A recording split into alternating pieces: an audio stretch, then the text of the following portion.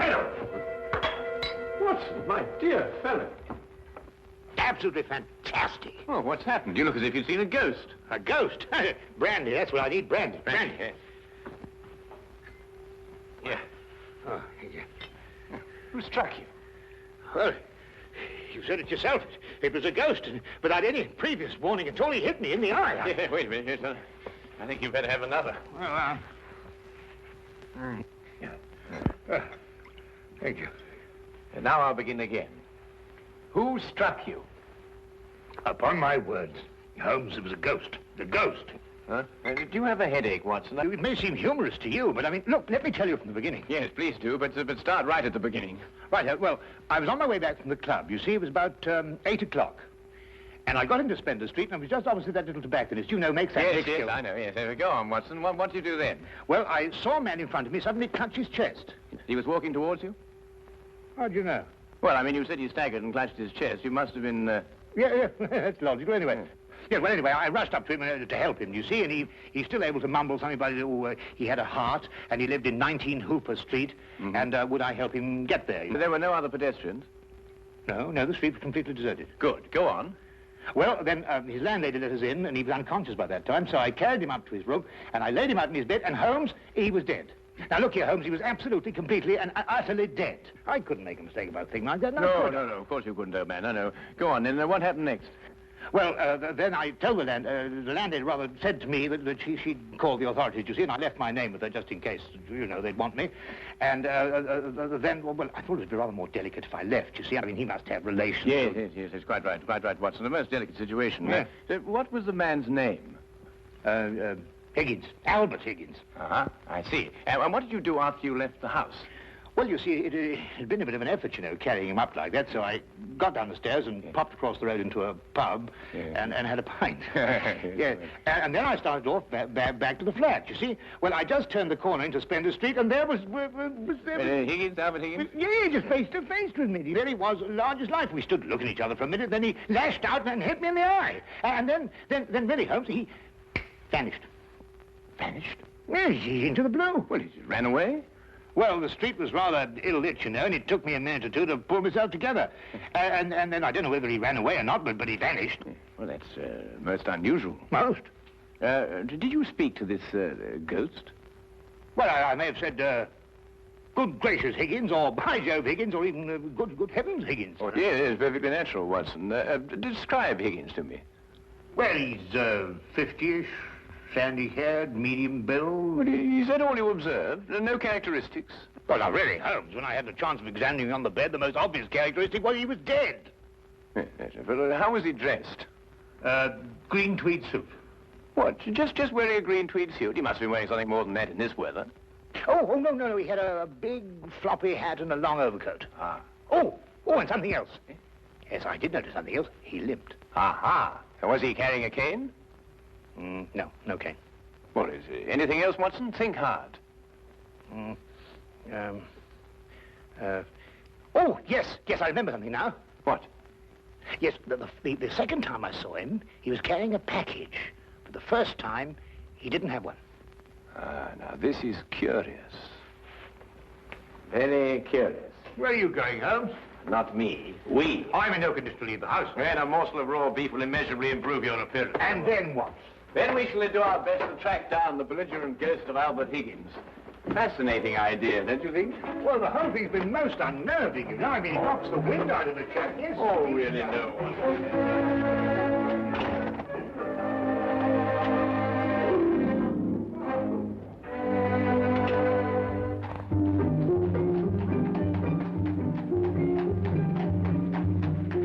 He was also a rather flamboyant character by the wide, rakish brim.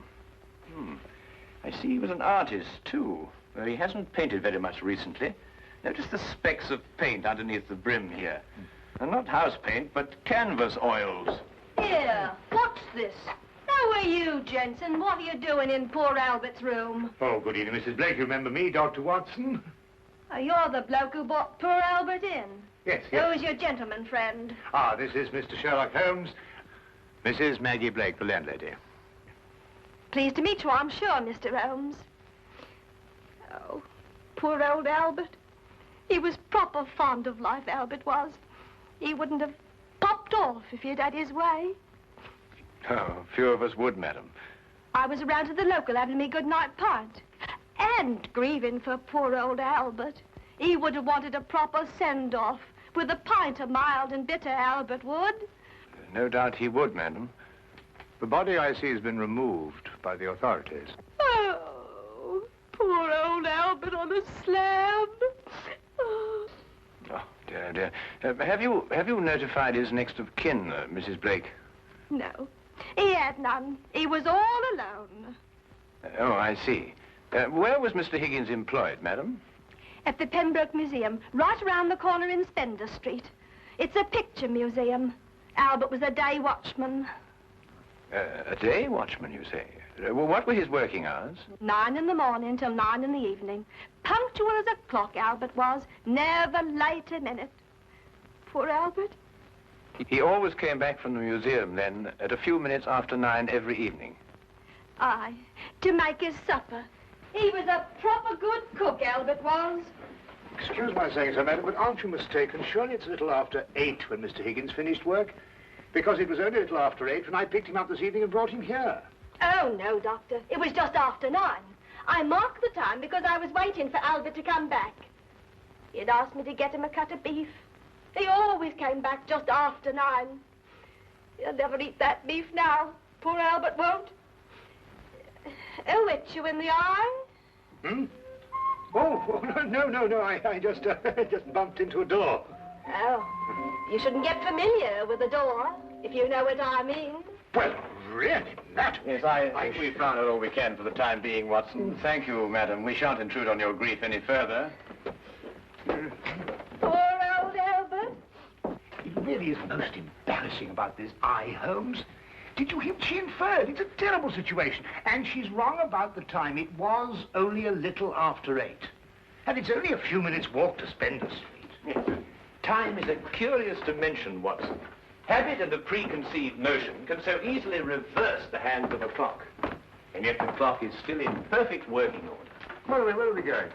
To view the mortal remains of poor old Albert Higgins.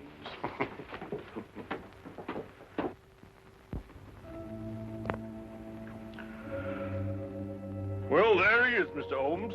Nice and peaceful, I gave. Poor chap. See anything, Holmes? Nothing that I haven't already deduced, except that I drew an erroneous conclusion from his hat. He has painted recently, but indoors with his hat off. There are still traces of paint, quite fresh under his fingernails. What does that mean? I haven't the faintest idea. Well, you gents aren't the only ones interested in this dearly departed. Inspector Lestrade of Scotland Yard's looked him over, too. Oh, indeed. Oh, he's still here if you'd like to talk to him. Well, that should be very informative for one or the other, or both of us. I can't understand it, Holmes. I'm absolutely sure this is the man who punched me. I'm positive. But also the one who had the heart attack? Yes, I'm sure of it. One and the same. Well, he's punched his last punch. Where he probably is, they're punching him. Full of holes with pitchforks. Yes, well, I think we've seen and heard enough. Would you like to take us to Inspector Lestrade now, please?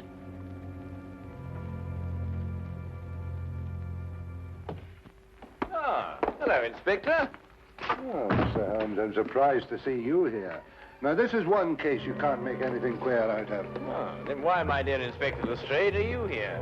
Well, when they brought him in, somebody recognized him as Pound-Note Albert Higgins. I come along to check their identification. We like to keep a track of our old pals, you know. What was he in prison for? Counterfeiting. He made the best pound note you ever saw. Yes, he was a real artist. Lestrade, there's no doubt as to the cause of death, is there? Oh, sorry, Holmes. Heart failure, no foul play. I understand you were with him in his last moments. Yes, I was with him on the street when he had the attack, and I took him home. There was nothing you could do, I suppose. Nothing. He was dead before I had a chance to do anything. By the way, what time was he brought in? Oh, let me see now. It would be about, yes, here we are. 9:45. Higgins' landlady notified Constable Smithers at 9:30. Smithers had them remove the body in a matter of minutes. Inspector, are you sure it was 9:30 and not 8:30? No, 9:30. It's right here in Smithers' report. Why? Oh, No, it's nothing at all. You're quite sure, Lestrade, there's nothing more to this than a simple case of natural causes? Ah, no, there's no mystery at all. No mystery, Mr. Holmes. What happened to your eye, Dr. Watson? Oh, I bumped into a door. A door? Oh, well, that's a new one anyway. Was it a pretty door? No, really, Lestrade. That's all right, Watson. I won't tell a soul.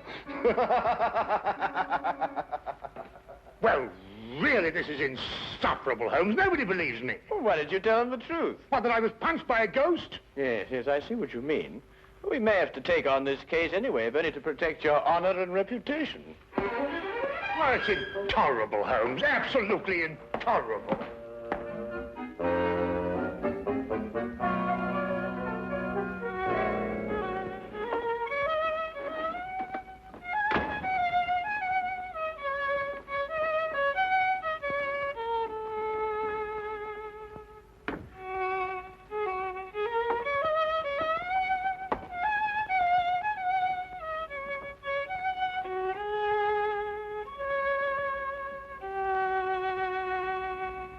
Oh, evening, Watson. Anything wrong? No, nothing. Of course not, everything. Oh, you're sure you're not brooding over last night's affair, are you? Of course I'm not. Don't be so ridiculous. Oh, come on, out with it, man. Well, No, there's nothing to come out with. I don't know what you're talking about. Oh, come on, Watson, there's something on your mind. Well, Gosh, you'd never believe it. Nobody'd believe it. Well? Well, I met Albert Higgins in Spender Street again, tonight. And he punched you again? He pulled my nose. Really? Very interesting, Watson.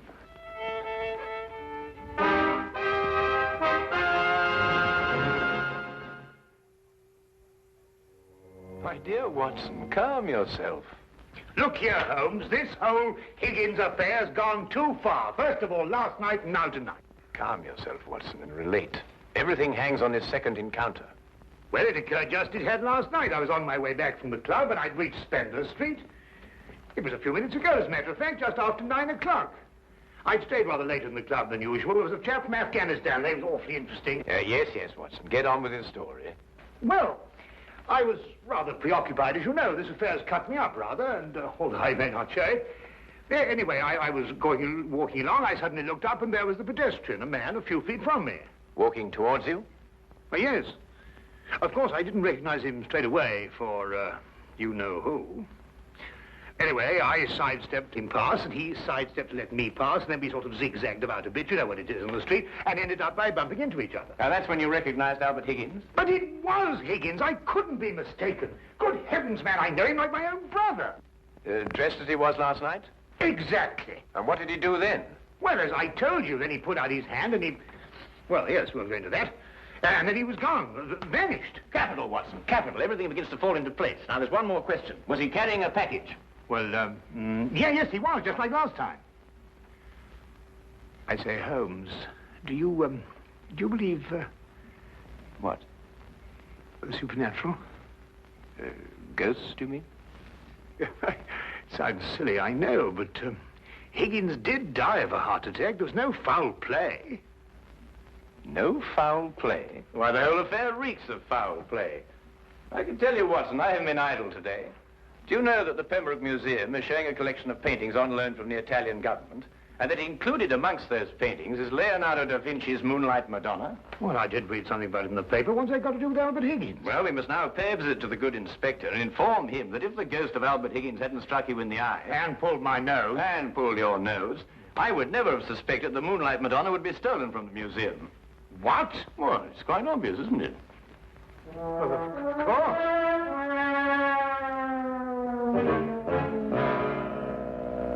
I see. Thank you. Well, we'll soon know, Mr. Holmes. But if the picture's still hanging in its place, and we've dragged the curator out of bed to check on it, well, false alarms like this don't exactly help the yard's reputation, you know. And what about my reputation, Inspector? When I say a man died a little after 8, he died a little after 8 and not a little after 9. And when I say that his ghost punched me in the eye half an hour later, hang it, he punched me in the eye. Oh, we all have our off days, Dr. Watson. To err is human, as the poets say. And furthermore, if I tell you that I bumped into this chap's ghost again tonight, You didn't tell me about any second meeting. Oh, didn't I? Well, nothing. An hallucination, that's what you had, Dr. Watson. Yes, it's, psychological. That's the thing in crime today, psychology. I've been studying it, you know. You astonish me, Inspector. Oh, we're not as backwards as you think, Holmes. No, we like to keep abreast of the times. Though I don't mind admitting I don't think the psychology's got much of a future. Oh, come in. Ah, Hawkins, you saw the curator? Oh, yes, sir. I called him, Mr. Bentham, as you instructed, sir. He was quite excited when I told him this picture called The Moonlight Madonna had been stolen. And? And so we rushed around the corner to the museum. And? Well, sir, the picture was there, hanging in its proper place. Good night, sir.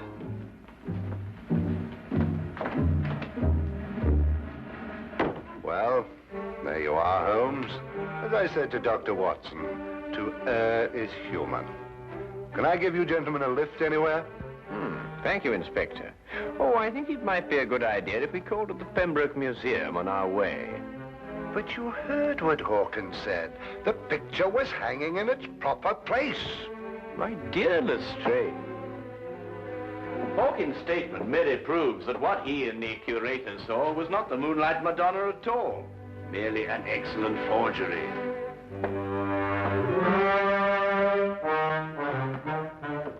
What's he talking about? Art, ghosts, my black eye, and psychology.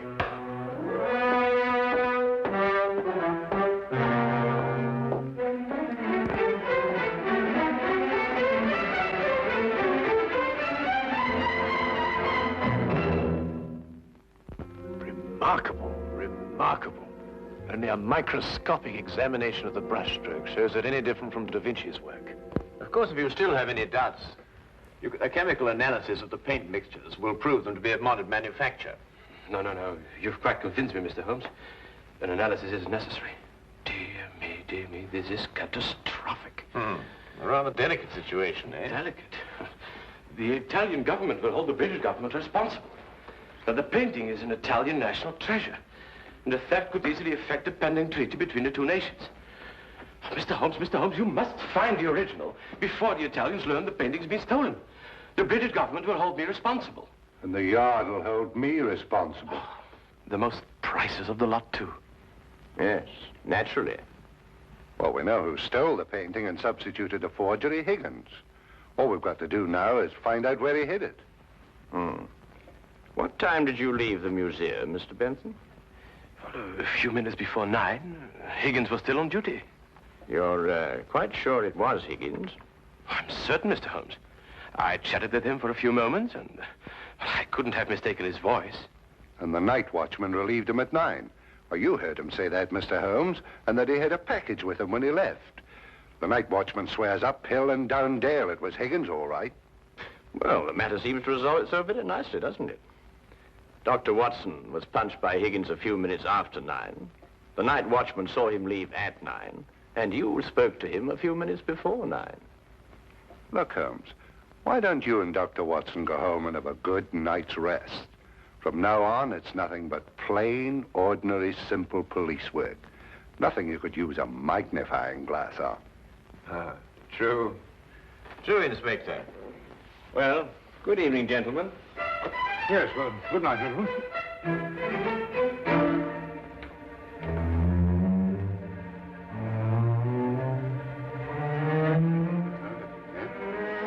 Terrible, Inspector. Terrible, Inspector. Terrible. What do we do now? Interesting affair, eh, Watson? Look, I don't care what anybody says. It was after 8 when Higgins punched me. Well, has it occurred to you that if Higgins didn't punch you, who had the heart attack? Well, now, look here, Holmes, Oh, confound it, for all I know, it was Higgins who punched me and his ghost had the heart attack. Come on, Watson.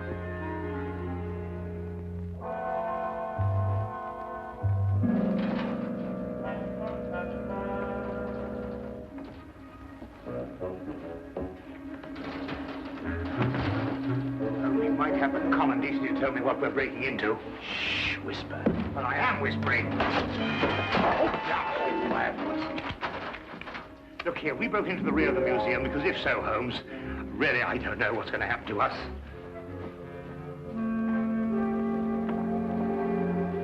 Here, hold this. What? Oh.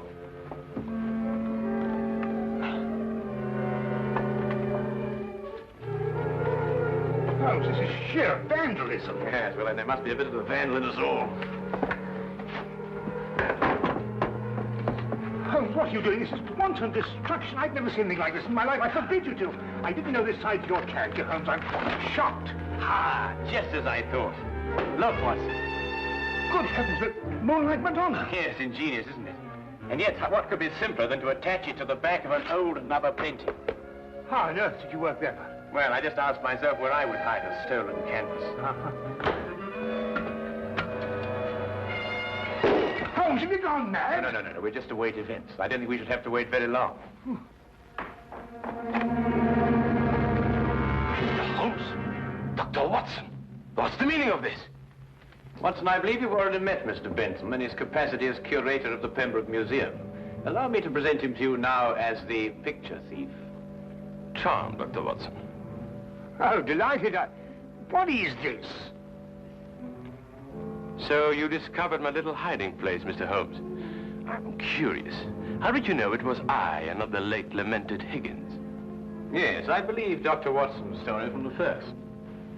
If Higgins died at a little after 8, it must have been someone else who struck him a little after 9. But it was Higgins who punched me home. Don't know, Watson. It was a limp, a wide, floppy hat, and an exceedingly long overcoat that punched you, seen in a dimly lit street. A psychological misidentification, as the good inspector would call it. The night watchman was also a victim of the same illusion. And what about the landlady? How much did you have to pay her to set back the time of death by an hour, Mr. Bentham? Oh, not much, Mr. Holmes. How did you know it was me? Dr. Watson and the night watchman both identified the 9 o'clock Higgins visually at a distance. Only you pretended to have spoken to him. This meant that either you were lying or Dr. Watson was punched in the eye by a ghost. I believe the simple explanation. You almost make me feel transparent, Mr. Holmes. To anyone who viewed the facts objectively, you were. It's a pity that one crime has to lead to another. Yes, and I think it's a great pity, Holmes, that you broke that vase. Oh, yes. Well, it's only an imitation. Nonsense, you can't tell me that that sort of work like this is an imitation. Perhaps the pieces can be... Well done, Watson, well done. You know, Holmes, you didn't have to invite him here to catch us. You put us in rather an awkward position. Oh, my dear fellow, I have sublime confidence in your ability to extricate us from any predicament in which my rashness may place us. Might I suggest that you now fetch the good inspector? Yeah, here you are. Yeah. Excuse me. I say, Holmes, Bentham punched me in the eye. Who was it tweaked my nose? Well, my dear old chap, it was absolutely imperative that I make certain that the limp, the hat, and the coat were really capable of fooling you. You? Yes, I regret to say I not only tweaked your nose, but I also pulled your leg. Oh!